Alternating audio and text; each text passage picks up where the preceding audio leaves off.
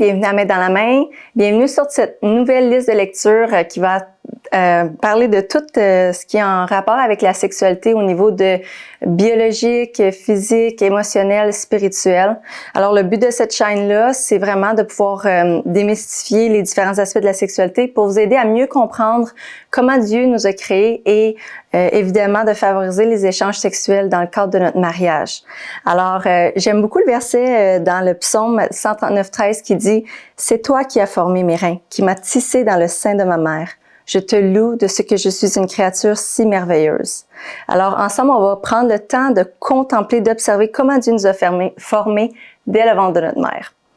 Alors, je veux quand même rappeler ici que on aborde la sexualité et c'est un sujet qui est sensible, c'est-à-dire que c'est une des plus belles choses que Dieu nous a données, mais c'est aussi un des endroits dans notre vie où peut avoir été gravement blessé et il peut y avoir des inconforts, des tabous, des malaises. Donc, si jamais vous avez besoin de prendre un petit temps, une pause dans la vidéo, c'est normal, ça se peut que ça vous arrive, faites-le, priez. Vous pouvez aussi aller chercher de l'aide si vous en avez besoin, là. C'est vraiment important.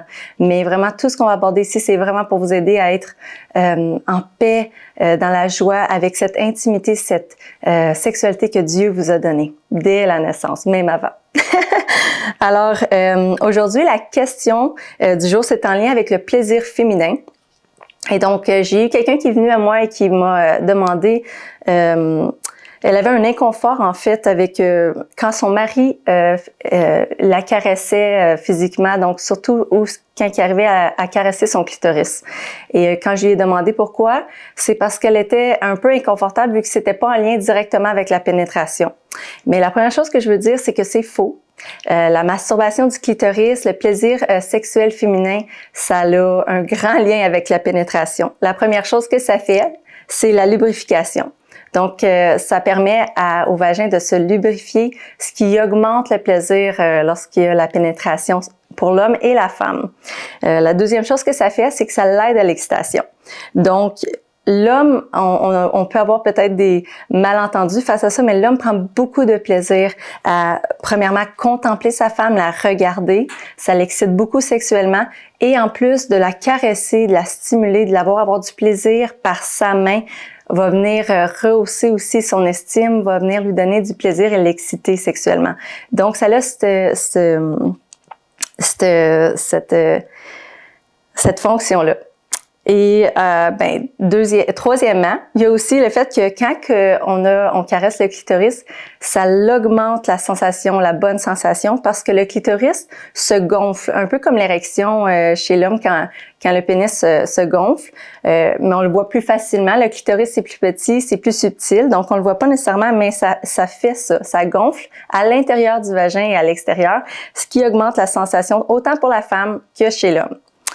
Alors, je vais vous montrer, pour vous faciliter la compréhension, une image du clitoris. Donc, comme vous pouvez voir, ici, on voit à gauche, c'est le clitoris dans son ensemble. Et à droite, il y a le pénis. Mais on voit la partie du clitoris qu'on voit, la seule partie, c'est vraiment le petit bout qu'on constate. Mais on voit qu'il y a tout à l'intérieur, une grande partie qui est là aussi. Et la partie qui se sépare en deux va vraiment venir faire le tour des parois intérieures du vagin. Et donc, quand le clitoris se gonfle, c'est pour ça que ça se gonfle à l'intérieur aussi, parce que c'est fait de cette façon-là. Et ça va être à l'entrée du vagin. Donc, c'est là où il va y avoir vraiment un plaisir aussi dans la pénétration. Et on voit à droite le pénis. J'aime ça vous le montrer parce que on voit ici que c'est tellement intéressant. Ce sont les mêmes tissus. Si vous regardez les couleurs, regardez les différentes teintes de rose et tout ça, ce sont les mêmes tissus en fait qui étaient sur le bébé. Et c'est vraiment dans le ventre de la mère que les organes se différencient. Ça veut dire que, à cause des chromosomes sexuels, qui dit qu'on est un gars ou une fille, le tissu va prendre la forme d'un pénis pour l'homme et du clitoris et du vagin pour la femme.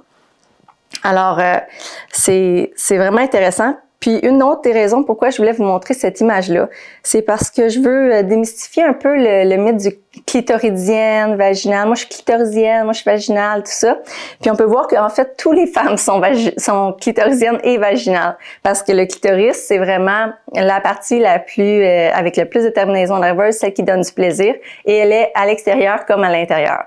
Donc, c'est vrai qu'on est toutes faites un petit peu différentes. On a des petites différences d'une femme à l'autre. Et même d'une fois à l'autre aussi, on va avoir des plaisirs, expérimenter un plaisir différemment.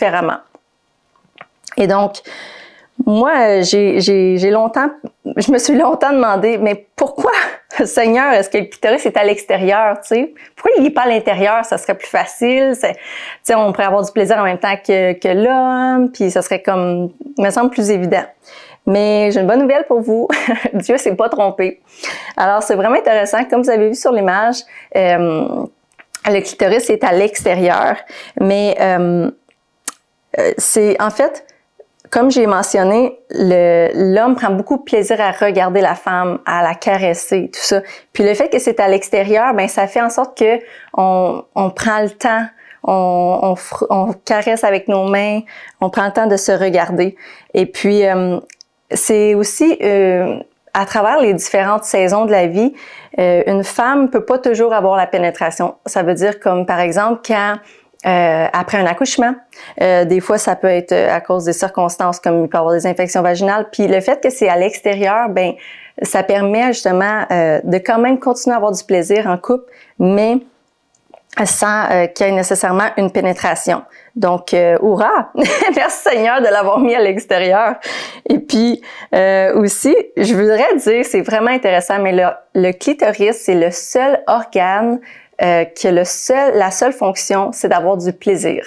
Alors moi, je trouve que c'est tellement beau comment que Dieu a juste mis la cerise sur le sundae quand il a créé la femme.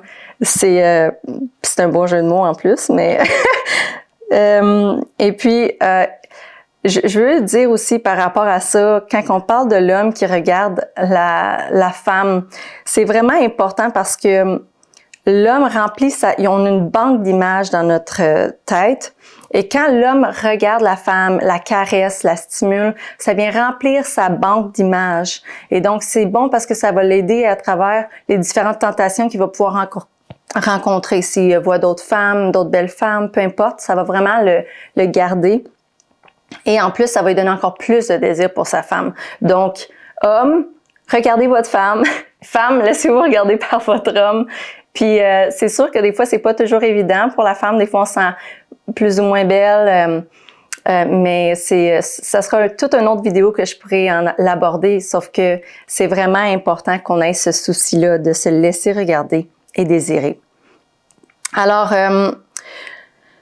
le dernier point que je veux faire, c'est vraiment de vous encourager aussi. Je sais qu'on a tendance à aller souvent caresser les organes génitaux quand on veut avoir une relation sexuelle, mais moi, je vous encourage aussi à aller caresser ailleurs. Donc, la peau contient extrêmement beaucoup de terminaisons nerveuses partout. Et donc, se flatter, se caresser, même si c'est pas les organes génitaux, peut stimuler le désir sexuel, l'excitation. Et puis, les lèvres aussi en contiennent énormément.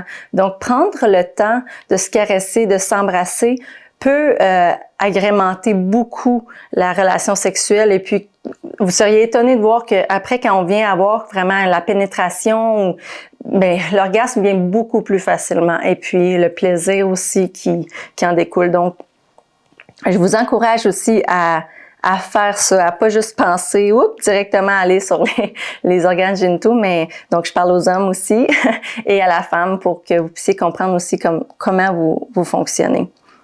Alors, un autre point que je vais aborder, c'est le but de la sexualité. Donc, oui, un des gros buts de la sexualité, c'est la reproduction. Je vais pas en parler en détail ici parce que ici, on va parler beaucoup plus du plaisir. Alors, un des buts de la sexualité, c'est l'unité. On voit dans Genèse 2, 24, le Seigneur dit « L'homme quittera son père et sa mère et s'attachera à sa femme et ils deviendront une seule chair. » C'est vraiment une réalité spirituelle, mais aussi une réalité physique. Donc, Et je veux dire que c'est la seule chose qu'il a donnée qui est unique au couple. Donc, on ne fait pas l'amour avec personne d'autre qu'avec son conjoint. C'est pas comme avec un ami, c'est pas comme avec des frères et sœurs, c'est vraiment unique au couple. Alors, j'aimerais vous partager aussi que physiquement, lors de l'acte sexuel, lorsqu'on a du plaisir sexuel, lorsqu'on a un orgasme, il y a énormément d'hormones qui sont libérées. La dopamine, l'ocytocine, toutes les hormones qui sécrètent, qui augmentent le lien d'attachement à l'autre. Donc, voyez-vous encore l'importance de se regarder parce que quand on va avoir un orgasme, le corps va sécréter plein d'hormones et va associer ce qu'on regarde, l'image à laquelle on est en train de penser avec le plaisir. Alors, si on se regarde pendant qu'on fait l'amour, on va faire une association, on va vraiment développer les liens d'attachement à l'autre. Un autre point qui est très important, un autre but de la sexualité, c'est de se connaître. Ça, dernièrement, vraiment, le Seigneur, il l'a mis à la lumière pour moi. Dans Genèse 4.1, la parole dit que l'homme connut Ève, sa femme, et il devint enceinte. Et c'est pas la seule place où on parle que de connaître, c'est d'avoir une relation sexuelle et la pénétration. C'est aussi dans le Nouveau Testament, quand Marie dit à l'ange, « Comment cela se fera-t-il, puisque je ne connais point d'homme? Je ne connais point d'homme. » Alors, j'aimerais vous apporter le fait que quand vous avez des relations sexuelles, gardez en tête que vous êtes en train d'apprendre à vous connaître. Alors, comment qu'on apprend à connaître quelqu'un? Eh bien, on va lui poser des questions, on va le regarder attentivement, comment il réagit, on va apprendre à connaître ce qu'il aime, ce qu'il n'aime pas, ses forces, ses faiblesses. La sexualité, c'est pas une performance. C'est difficile de l'intégrer dans notre mariage, dans notre relation intime avec notre époux, notre épouse, parce qu'on est bombardé d'images et d'informations qui nous présentent la sexualité comme quelque chose qui doit être parfait, comme quelque chose qui nécessite pas d'apprentissage parce que c'est naturel, mais c'est faux. En fait, cette pensée-là va nous amener à expérimenter la sexualité d'une façon performante. Puis tout le focus est mis sur l'orgasme et quand on ne parvient pas à avoir un orgasme, alors on va considérer ça comme un échec ou comme si on n'est pas assez bon. Alors ça va augmenter le stress et je vous dis que le stress est très... ça n'est pas bon pour l'excitation, au contraire, ça va faire l'effet contraire, ça va venir faire inhiber toute l'excitation, le désir. Alors on veut vraiment considérer la sexualité comme quelque chose qui est un apprentissage. On apprend à se connaître l'un et l'autre. Et la sexualité, faut pas oublier aussi que c'est quelque chose qui est très intime. C'est vraiment, c'est comme l'état le plus vulnérable qu'on peut être. Alors, c'est pour ça que c'est tellement riche parce que c'est unique au couple. Et on peut apprendre à se connaître d'une profondeur que nul autre pourra connaître nous-mêmes ou notre conjoint. Alors, mais ce que ça fait aussi, donc ça va occasionner un peu des malaises quand que, par exemple, il faut s'il y a quelque chose qu'on n'aime pas, d'en discuter, c'est une corde sensible un petit peu, dans le sens que souvent, on peut le prendre comme une attaque personnelle ou ça va être comme une atteinte à notre valeur, comme je dis, on va se sentir comme pas à la hauteur, mais en fait, il faut vraiment enlever cette mentalité. On apprend à se connaître, puis c'est sûr qu'il y a une façon de le dire aussi, de communiquer. Mais moi, je vous encourage vraiment à persévérer dans la connaissance de l'autre, puis à pas porter le fardeau de la performance. Cherchez seulement à apprendre à vous connaître, à vous faire plaisir. Alors, pour être plus pratico-pratique, je vous donne quelques pistes. Donc, premièrement, priez Dieu vraiment pour qu'il vous précède. Si jamais vous êtes dans votre temps de prière, vous pouvez demander à Dieu, Dieu, précède-moi. Il y a quelque chose que j'aimerais communiquer à mon mari, à ma femme, que j'aime pas ou que je préfère, et je suis apeurée.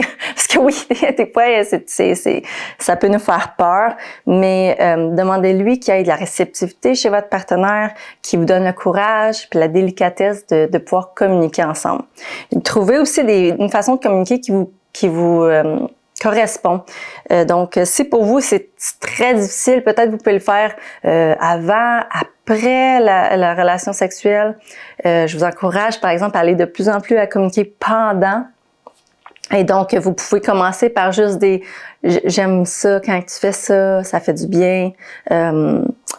Alors, quand c'est positif, c'est plus facile. Commencer par peut-être le positif, juste pour vous commencer à vous habituer à communiquer quand vous avez des relations sexuelles ou avant ou après. Et puis après, vous pouvez commencer à aborder peut-être des choses que vous aimez moins. Un autre point important, je pense que vous pouvez demander aussi. Donc, poser des questions, c'est bien. Est-ce que tu aimes ça quand je te masse? Est-ce que tu aimes ça quand je te fais ça? Alors, l'autre personne, ça l'ouvre aussi ça lui permet de s'ouvrir face à ce qu'il aime moins. Alors, et mon dernier conseil, c'est soyez attentifs et ouverts au changement. Donc, on est tous différents. Alors, il n'y a pas une recette unique. C'est pour ça que la sexualité, ça l'évolue, on apprend à se connaître, ça s'approfondit, ça devient de mieux en mieux. Et même chez la même personne, la sexualité évolue aussi. Ça veut dire que selon les circonstances, les saisons de notre vie, ça va changer. Même d'une journée à l'autre. Une journée, on peut avoir le goût de certaines choses et l'autre journée, non, ça me tente pas de faire telle ou telle chose. Donc, vraiment, c'est juste... Rappelez-vous que l'important, c'est de se rencontrer et d'être bienveillant l'un envers l'autre. Alors, sur ce, j'espère que j'ai pu vous apporter des pistes, vous encourager. Et puis, je vais prendre un temps pour prier pour vous, vraiment, pour que le Seigneur puisse vous bénir avec cette vidéo et ces informations que vous avez reçues. Alors, Père éternel, je te prie pour chaque personne en ce moment qui ont écouté cette vidéo, qui vont l'écouter. Je te demande, Seigneur, de prendre leur vie intime et sexuelle et de l'amener là où ce que tu désires, Seigneur. Viens guérir ce qui a à être guéri. Viens libérer ce qui a à être libéré.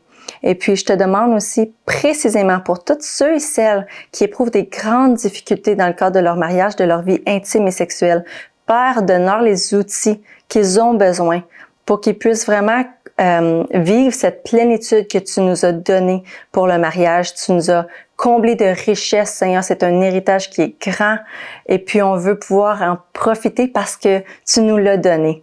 Alors, je te demande, Seigneur, de bénir chacun de mes frères et sœurs aujourd'hui et de vraiment leur donner des belles révélations en ce qui concerne leur sexualité pour vraiment l'amener à la grandeur de ce que tu veux. Je te demande tout ça dans le nom de ton Fils Jésus, Père. Amen. Merci beaucoup et à bientôt.